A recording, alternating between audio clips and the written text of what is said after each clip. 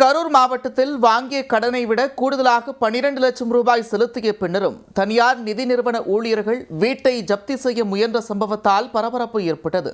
கை குழந்தையுடன் பரிதவித்த குடும்பத்தினரை வீதிக்கு கொண்டுவர முயன்றதன் பின்னணி என்ன?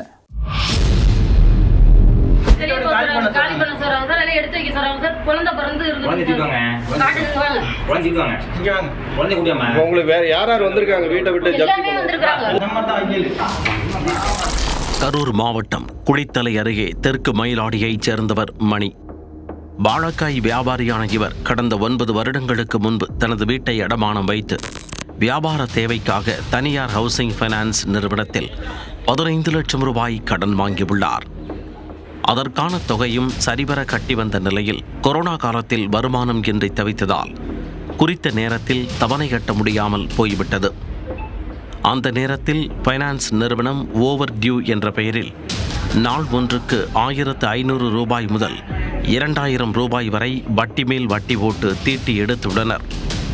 அந்த சமயத்தில் மணி 15 லட்சம் கடனுக்கு 24 லட்சம் ரூபாய் செலுத்தியிருந்ததாக கூறப்படுகிறது.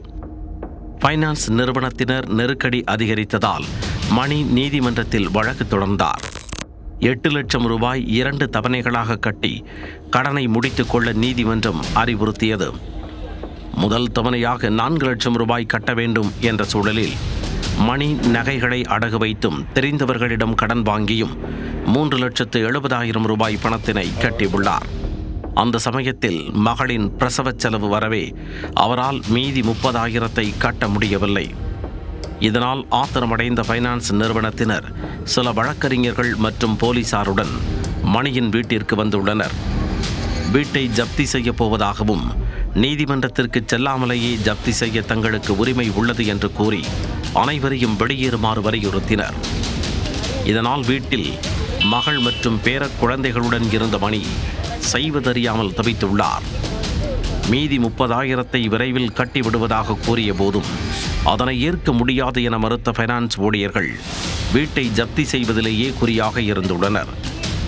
வீட்டை ஜப்தி செய்யாமல் இருக்க வேண்டுமென்றால் மேலும் 20 லட்சம் ரூபாய் கட்ட வேண்டும் என அதிர்ச்சி மேல் அதிர்ச்சி கொடுத்ததாக கூறப்படுகிறது.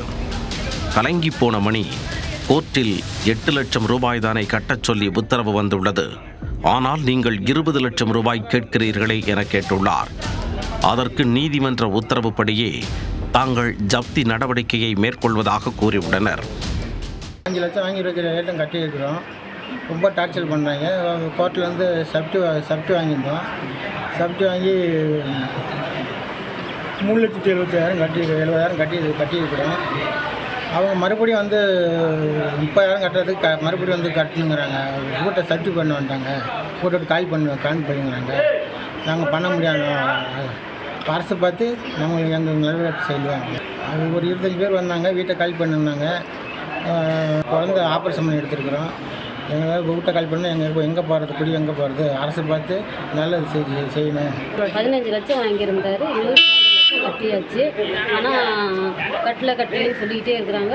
இப்போ வந்து கொரோனா டைமில் 2 வருஷம் அவரால் உடம்பு முடியல. அதனால் அவர் கட்டாமல் விட்டவங்க கூடவும் சப்தி வந்துட்டாங்க. அதுக்கு நாங்கள் ஸ்டே ஆர்டர் வாங்கி கோர்ட்டில் 8 லட்சம் கட்ட சொன்னாங்க.